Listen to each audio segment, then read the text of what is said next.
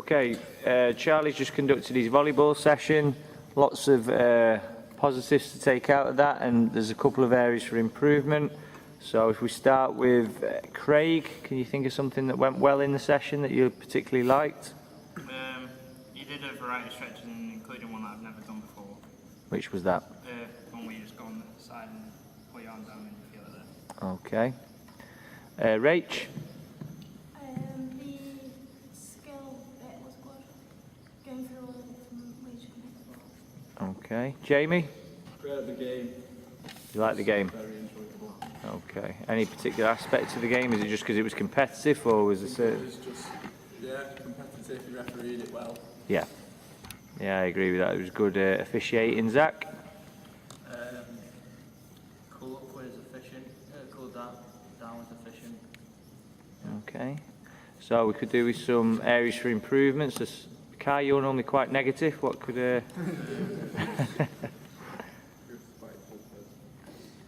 actually don't know. Ooh. Okay, so you thought it was a really good session then, Kai? Nothing that you would have improved on? Well, like it all just fit together nice. A good pace to the session, yeah, I'd agree with that. So, well-planned session. Dan? Is this about bad things? Well, areas for improvement, we say, Dan, yeah. I thought everything went well, to be honest. I liked the game as well at the end. Yeah, good. Alex? Sort of a moment, I think he was sort of wasn't completely in control as we were sort of all just talking about our own thing rather than concentrating on the. When was that happening? There was a particular point when that was happening. Wall, the cool down. There was another bit as well. So I'll find you a couple of areas for improvement then, Charlie. So when you were doing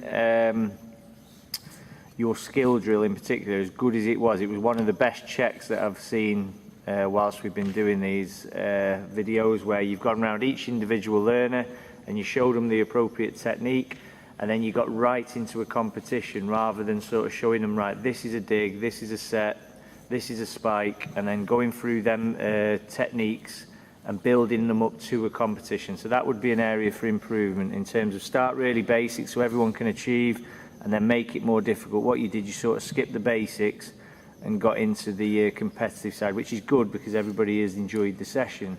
But again, some people couldn't perform some of the skill sets that you wanted them to do. With regards to how you set up your skill drill as well, you sort of let people go where they wanted to do rather than set them up in a certain order. So over that side, I think there was Kai, Dan, who else was over there? Yep, so there was 4 people over there, and they naturally set themselves up one side, one the other. So for health and safety purposes, they can see where the ball's going, but over the other side of the court, people were sort of back to front, and if somebody misplaced a pass, it could have hit someone on the back of the head. I'm not saying it's life or death, but it could have caused somebody harm or injury, or knocked someone's glasses off. Things like that can occur if we don't get the settings right. However, there was no issues there, but it could potentially have happened. And the other negative of that, listen, because you all might have to do this, the other negative of that is you had you back to the group at certain points where your excellent one-to-one intervention was going on, where you were going out to each group. That was outstanding. But again, you had you back to the group at times, and that's where I felt Kai in particular and Dan were losing a bit of engagement, were losing a bit of attention at times, spiking the ball hard at each other and just not trying to do the drill the way you wanted them to do. And obviously I got that on camera in case you missed that yourself. That was, again, we're nitpicking here, but that's something that can be improved upon. I thought your organisation was exceptional. The fact that you've got down here before I'm here and you've set the court up, I thought that was fantastic. I thought your rapport with your group was really good. I thought your voice projection was superb, because as soon as you spoke, everybody shut up, and that's not easy to do. So that shows that they respect you, but also they know with the tone of your voice that you're talking and they need to listen, and that's a skill. Some people can do that, some people can't. Again, everybody has said it was a good session, so that shows that they really enjoyed what you did, and that shows through your organisation and your planning that you got things exactly right. An area for improvement for you is the depth of your planning. So although you executed your session to how you wanted it to go, but if I was to pick up your session plan, I wouldn't have been able to do what you've put on there, because I wouldn't have known what I was doing. So imagine you were an instructor, you had your session plan ready to go, but then you went off ill. I pick up your session plan and it's got 2 dots and an arrow. and a little bit of an explanation. I'm not quite sure how to do that. So whenever you do a session plan, try and do it as a bit of an idiot's guide as well, to exactly how you should be doing things, and timings and pace, because your pace and timings were excellent, but I wouldn't have known how to pace that unless I was you. Okay, and you've all got to be thinking along them lines. With regards to your warm-up and cool-down, yeah, it was efficient. I think Kai said it was efficient, or Dan or somebody. However, it was very basic as well. We're at the point now where you're all very able, and I'm really looking to nitpick now. So, yeah, his session was great, but his warm-up and cool-down were extremely basic. You've all done lots of different warm-up and cool-down games now that would have been more specific to this rather than jogging round a hall.